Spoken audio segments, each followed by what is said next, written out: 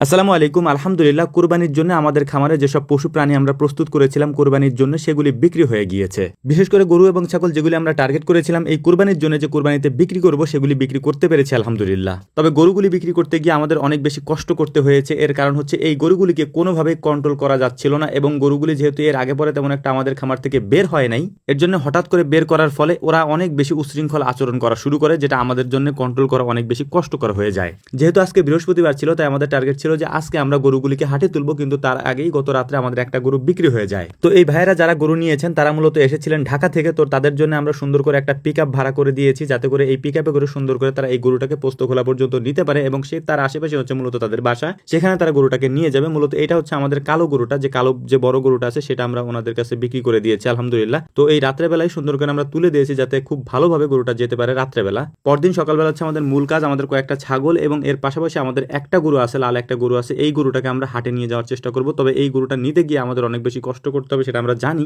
তবুও আমাদেরকে নিতে হবে। এর কারণ হচ্ছে যেহেতু আমাদের আজকেই হাট, অর্থাৎ বৃহস্পতিবারই হাট আমাদের এখানে, এবং শুক্রবারে আমাদের এখানে হাট নেই, শনিবারে তো কুরবানি, যে কারণে হচ্ছে যে আজকেই গরু বেচা কেনা হবে। আমরা আজকেই গরুটাকে নিয়ে যাওয়ার চেষ্টা করবো ইনশাআল্লাহ। যেহেতু একদিন পরেই কুরবানির ঈদ, যে কারণে হচ্ছে যে অনেক বেশি গরু এখানে উঠেছে, আর এই জন্য হচ্ছে যে রাস্তাঘাট সব ব্লক হয়ে গেছে। আমরা অনেকক্ষণ পর্যন্ত অপেক্ষা করে তারপর হচ্ছে যে ভিতরে ঢুকেছি, ভিতরে ঢুকি নাই, রাস্তায় হচ্ছে গরুটাকে আমরা নামিয়েছিলাম, এবং এখান থেকে নিতে গিয়ে যে পরিমাণ কষ্ট আমাদেরকে করতে হয়েছে ওই ভিডিওগুলি আমি আর আপনাদেরকে দিইনি। এটার কারণ হচ্ছে যে এখানে খুব বাজেভাবে গরুটা মানে দৌড়ায়, তারপরে হচ্ছে যা যাচ্ছিল, যেটা আমাদের কাছে মানে ওদেরকে কন্ট্রোল করা বা ওকে কন্ট্রোল করা আমাদের পক্ষে কোনোভাবেই সম্ভব ছিল না। অনেক কষ্টে তারপর হচ্ছে আমরা যেখানে গরুটাকে বাঁধবো সেখানটা পর্যন্ত নিয়েছি। ওইখানে নেওয়ার পরও ওখানে যে বাঁশ আমরা দিয়েছিলাম বা আমরা যে মানে একটা তৈরি করেছিলাম ওইটাও ভেঙে ফেলছে। তো যাই হোক, তারপরে অনেক কষ্টে এটাকে রাখার পরে বেশ কিছুক্ষণ পর্যন্ত খরিদ্দারেরা আসলেন, তারা দাম বললেন, দেখলেন। এটার আলাদা একটা অভিজ্ঞতা আছে। আমি মাঝে মাঝে এটা বলার চেষ্টা করি, যদি আপনি খামারি হন বা আপনি যদি গরু ছাগল পালন করেন, তাহলে অবশ্যই এই জিনিসটা যদি আপনি না পারেন, বিশেষ করে হাটে গরু নেওয়া বা হাটে গরু নিয়ে বিক্রি করা,